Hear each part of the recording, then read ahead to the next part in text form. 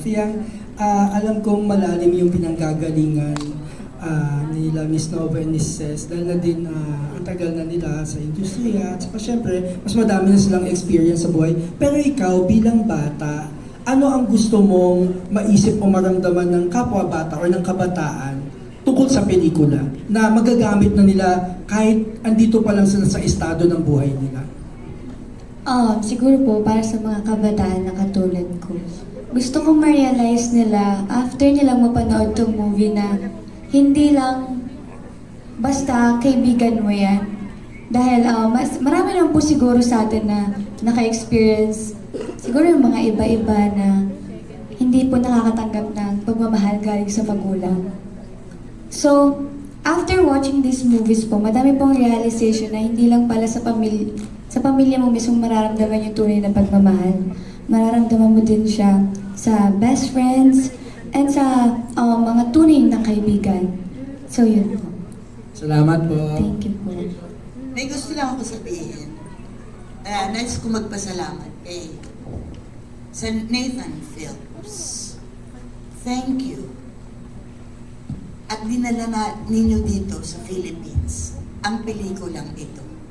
Malaking tulong ito para sa sa Pilipino, sa ating lahat. Napakalaking tulong na I hope na after mapanood ay magkaroon na mag-unite na talaga ang bawat pamilya. Yung maging sensitive tayo sa pamilya natin, sa feelings ng ating nanay, ng ating lolo, lola, the family. Yan naman ang Pinoy di ba? Pero natatangay tayo sa pagbabago. Sa dami ng pumapasok sa Pilipinas, nagiging materialistic tayo at napapabayaan na natin ang ating pamilya. Pero kung tutuusin, wala ka kung wala yung pamilya mo. At makikita nyo dyan, yung pain, may pain na gusto mo ba ganyan din ang mangyari sa'yo? Pag wala na sila lolo at lola, si nanay, si tatay, what will happen to you? Nasaan na yung love?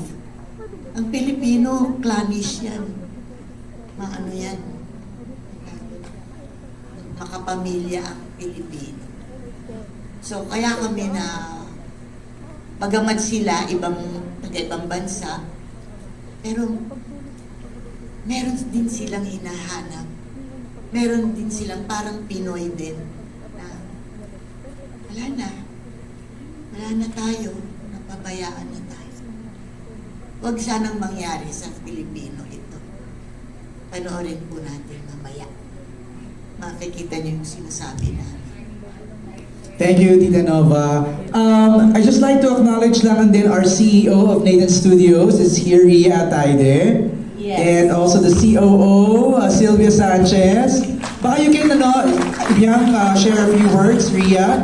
Bakit nyo napili na dalhin ang picnic dito sa Pilipinas? Because Tita Nova has been thanking Nathan Studios for bringing picnic in Philippine cinema. Hello, good afternoon po sa inyong lahat. Yes, actually, wala kaming balak talaga na naghahanap ng ganitong klaseng pelikula. Of course, nagpunta kami doon sa Busan, sa Cannes, kung saan kami pumupunta para bumili ng mga pelikula talaga. Pero yung pagpasok namin sa Busan, sa entrance, kasama ko si Grace Kasimsiman, si Chokes. Naglalakad kami, pinalabas bigla yung teaser nito. Tapos na-stop ako, sabi ko parang ang ganda-ganda nun, dalawang nanay, dalawang lola, tapos may lolo. So sabi ko, kunin natin kasi tayo pamilya tayo Kaya ito yung storya niyan. Tapos actually po, pag bumibili ka abroad, hindi papakita sa iyo ang buong pelikula. Gut feel lang 'yon. Alam mo 'yon, pag nakita mo lang at nagustuhan mo, teaser, padadalhan ka, bahala ka sumugal. Pero ito hindi kami nagkabaling sumugal nito, maniwala kayo. Okay? So, after nun, pagdating dito, tinignan namin yung pelikula. Basta. Ayoko kayong i-prep. Tapos bilang pinag-aralan namin yung character, so yun, nakuha namin, kailangan namin dalawang artista na dikit talaga. dikit talaga yung relasyon nila bilang mag-best friends. So, nakuha namin si Tita Nova at si Ate Ces kasi close sa akin yung dalawa at nakita ko yung samahan nila. And yun na nga, si Fiang at si JM bilang mga bagets. So, doon nabuo yun. Tapos, eto na tayo. At hindi lang po ito ha, kasi after ng Mother's Day special, meron pa kaming pangtatay naman. Lahat yun na ano lang namin. Nadaanan lang namin. Pantay itong Nathan may nanay, may tatay. So, yun yung nangyari. Ayoko nang marami sasabihin, baka umano pa, ma-preempt ko pa. Okay, so maraming salamat sa inyong lahat sa pagpunta. And Tanova, Ate Ces, sobrang salamat. Kasi actually po, ito po, idalaban ko talaga to na hindi itatagalize, na ipalabas. Pero ang nag-advise po sa amin, sa Nathan, kasi yung asawa ko, katabi ko, ang ganda-ganda ng Korean movies, series, hindi talaga siya manonood kasi hindi niya naiintindihan. Ayaw niya magbasa. So sabi niya, tagalize niyo. So ito na ngayon, tinagalize. Ito yung advice sa amin ng asawa ko. So Ate Ces, Tita Nobs, maraming salamat ha. And Fiang, maraming salamat sa pagtanggap nito. At isa lang po sasabihin ko sa inyo. Korean, alam nating maganda. Alam nating tagus-puso sila. Pero nang dinap na sa Tagalog, tinagalize na ng mga boses nila, kung umiyak ako sa Korean ng 5 beses, dito sobra-sobra. So, mas tagus pag Pinoy talaga. Yun, maraming salamat po. Thank you, Sylvia. Let me just call in Rhea. Mahihain ko si Rhea, pasensya na po. Pero I just wanted to ask Rhea, why was it important na mapalabas ng Nathan Studios ang pelikulang ito sa lahat ng Cinehans Nation? Siguro kasi in Nathan, at its core, we want to celebrate and showcase stories that aren't often told here and to celebrate different forms of love. I mean, it's so common to celebrate romantic love, but itong love between friends, like friendship like this is something that Filipinos can relate to. And yeah, yun, I guess it's nice to bring more international films also here for the Filipinos to see. Rhea, kailan ipapalabas ito at anong rating ng MTRCB dito? Bukas na po. This is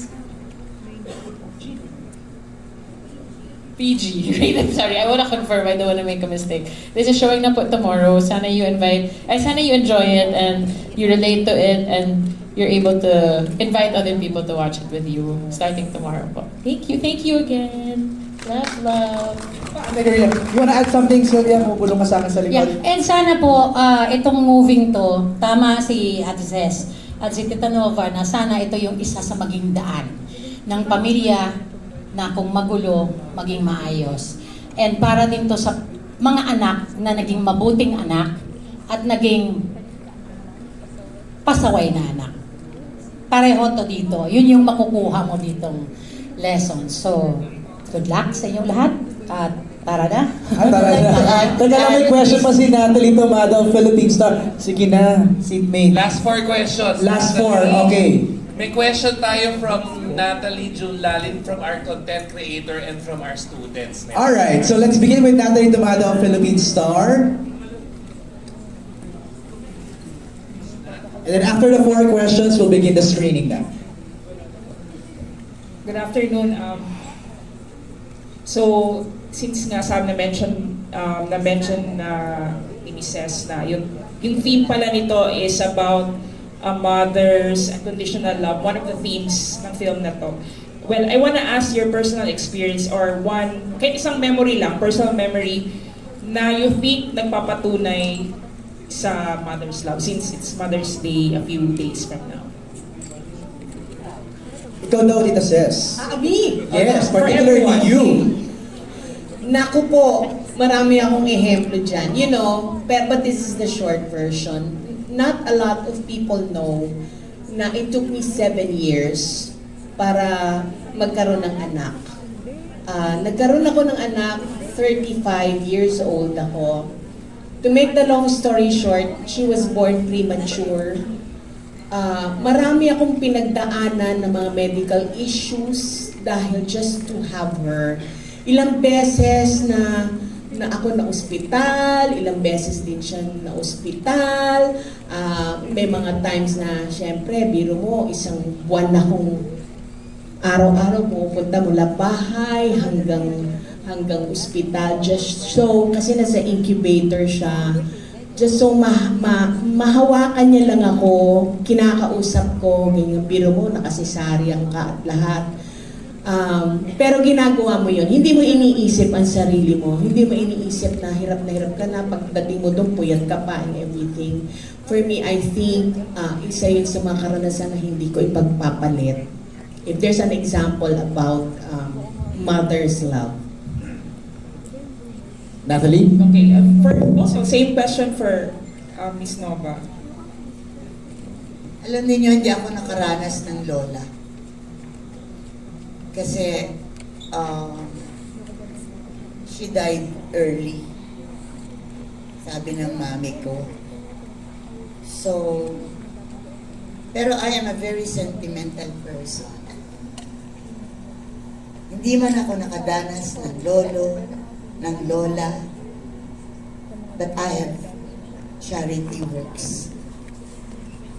I'm always home for the dying destitute ni Mother Teresa. And these are hundreds of them na mga lolo at lola na iniwan ng mga pamilya. Pag pumapasok ako sa kwarto na yan, kay Mother Teresa Mother Teresa of Calcutta. Yung Home for the Dying Destitute is in malapit sa PLDT sa Manila, anyway. So, pumapasok ako doon, kilala na nila ako. Para akong pumasok sa purgatorio. Dahil sanay na sila sa akin. Pagpasok kong ganon, I embrace and kiss them. Mga 90 years old, 95 years old. May baka may 100 dun na nakaganon lahat. Isipin mo kung mga 100 yan, nakaganon lahat ang kamay. Parang naghanap sila ng pagmamahal, ng pag-ibig, ng yakap. And I go there. Doon ko binubuhos. At ito mararamdaman lang natin, itong pagmamahal na to. If we are prayerful, if we follow Jesus, because that's what Jesus wants, na tayo ay magmahal ng ating kapwa. And siguro it's masabi natin na dinevelop ko yun since I was young because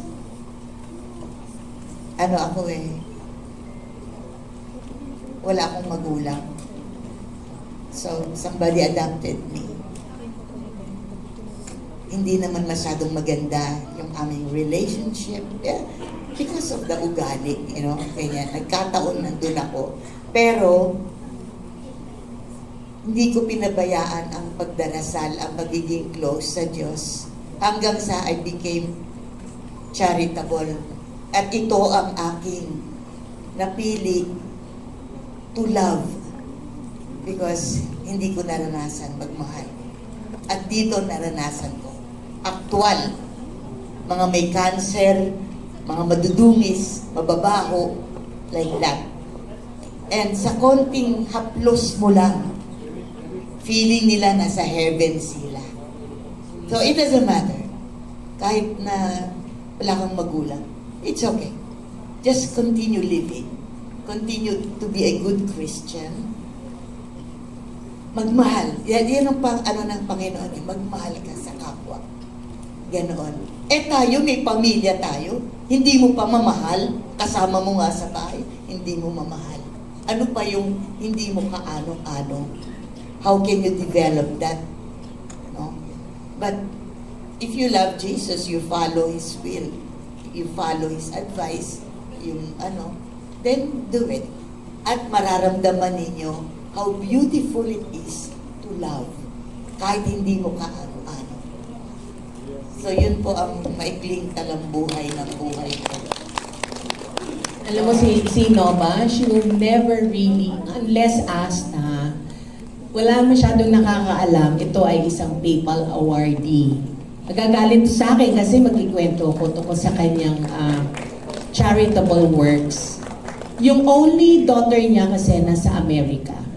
So, ang pinagkakaabalahan niya bilang nanay ng simbahan nila, all her charity works, kahit sa sa mga set namin sa pelikula, siya talaga ang official na nagiging nanay na puntahan ng mga may mga love problems, mga problema sa magulang. Yan ang pagiging nanay ni Nova. Na-witness ko yan. So, yun, dun sa tanong kung paano siya makaka-express ng siyang siya yun.